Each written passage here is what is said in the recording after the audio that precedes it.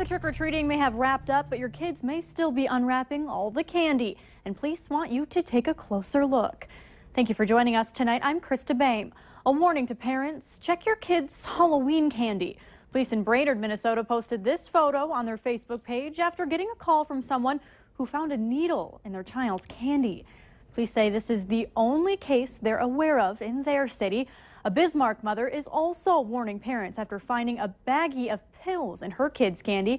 There were 4 gummy candies, but then an antihistamine, acid reflux medication, anti-anxiety, and type 2 diabetes medication, along with a multivitamin.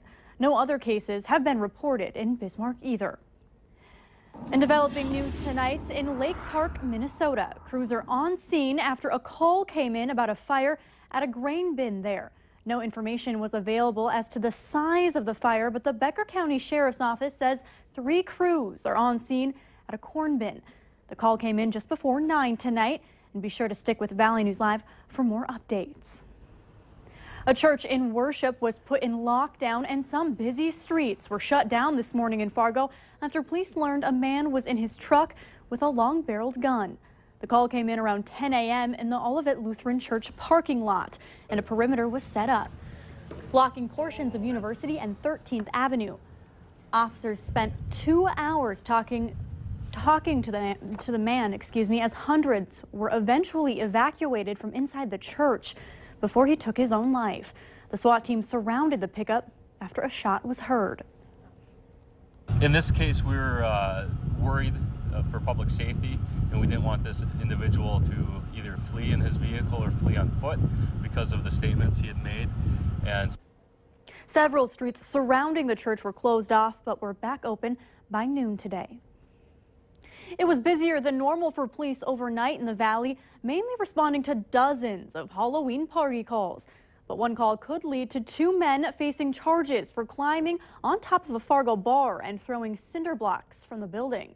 Fargo police were called just after 11:30 p.m. for 2 men on the roof of Fort Knox. When they arrived, the men were climbing down from the fire escape.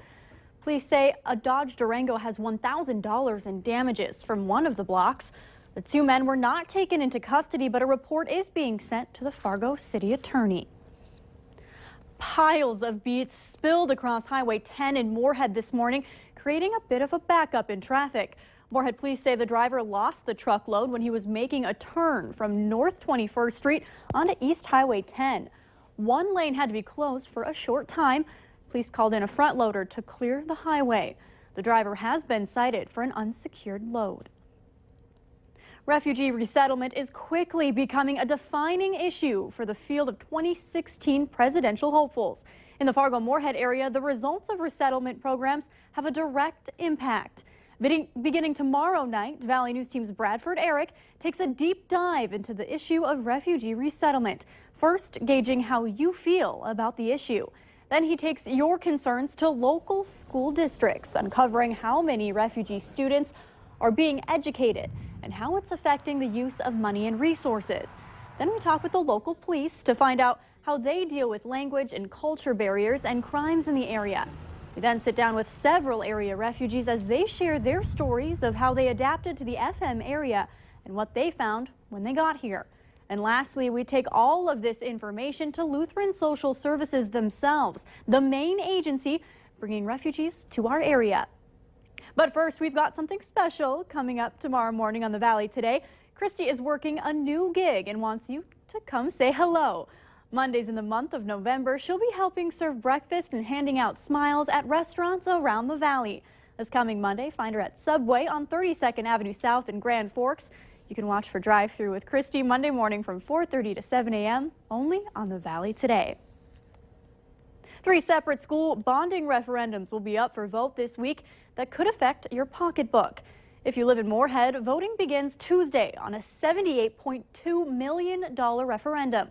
On the same day, those in Detroit Lakes will vote on a $68 million one, a reworked version of one that failed 2 years ago. People living in the Dilworth, Glendon, Felton area will also be voting on Tuesday on a $31 million bond referendum. And in West Fargo, voters will cast their ballot on a $98 million referendum November 17th. Now we have all the details on this on valleynewslive.com. A second vote gets underway tomorrow for a new UND nickname. A UND alumni wants something to be done about several postings on Craigslist offering to sell voting rights. Tonight, there's at least 3 separate posts on the site, each offering to sell votes for hundreds of dollars. Only alumni, donors, season ticket holders, staff, and students have the right to vote on which nickname the school will take. Alumni say whoever posted the ad should lose their rights. I think it's offensive, though, to the integrity of the people of North Dakota and the stakeholders of UND that, somebody's attempting to sell their votes. It's just so disingenuous and just dishonest. This comes after last week's vote didn't produce a clear winner. Tomorrow, voters are deciding among the Fighting Hawks, Nodaks, and Rough Riders. If the runoff doesn't produce a winner again, there may be a third vote. And you may want to peek out the window and make sure your car isn't parked in the wrong spot. Tonight, Fargo's seasonal parking restrictions are in place. Valley News Team's Macy Anger found out where you may be at risk for getting a ticket. As the leaves change, so do parking restrictions for the city of Fargo. It'd be helpful to have it a little bit more clear around town. With several differences, some say it can get confusing. It'd be nice if there's like a song you could sing in your head or a poem or something, but there isn't. I mean, it's fairly straightforward. At night, the rules apply on alternate days of the week. If you live on an avenue, restrictions apply on Monday, Wednesday, Friday, and Sunday.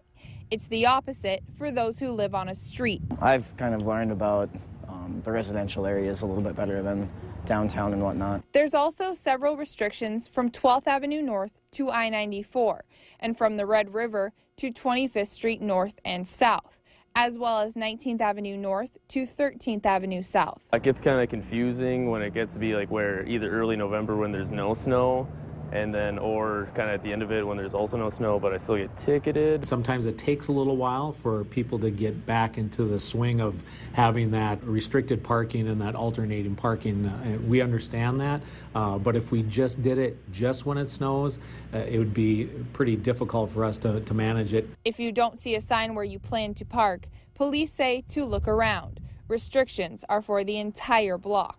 In Fargo, Macy Inger, Valley News Live. And if you have questions about parking restrictions, you can call the Fargo Dispatch Center or head to valleynewslive.com and click on this story.